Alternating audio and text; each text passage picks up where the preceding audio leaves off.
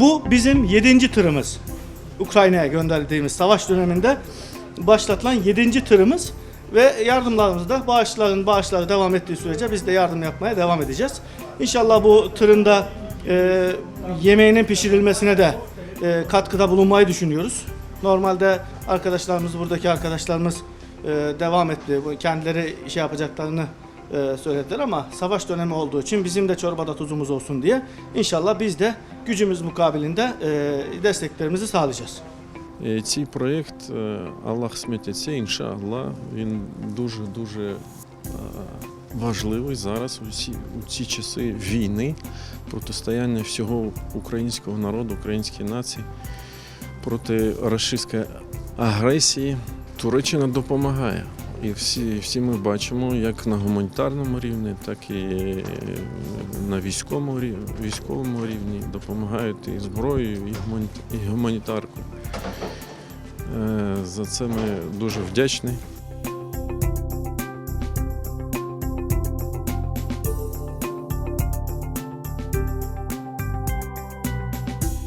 З фондом ІХХ працюємо дуже давно. З початку агресії Росії проти України фонд вже надіслав фури з продуктами, з хімією, яку потім розподіляли по регіонах. І потім десь 2 місяці тому ми з Мустафа зустрічалися саме з керівництвом фонду. Була досягнута домовленість щодо передачі мобільної кухні. Це буде така об'єднана ініціатива і Меджліс кримськотатарського народу, і Духовне управління мусульман Криму, багато інших організацій будемо співпрацювати для того, щоб в місцях, там, де є потреба, розподіляти саме допомогу, гарячу їжу.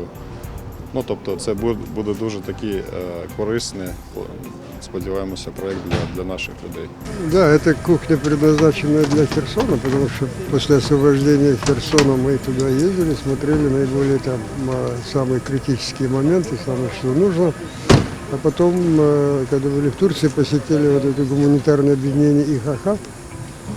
И в числе тех запросов, которые мы предъявили им, это там были генераторы, одежда для гражданского населения. В том числе и кухня. Кухня это, сейчас он объяснил, вообще-то в критические моменты может обслуживать где-то 15 тысяч человек.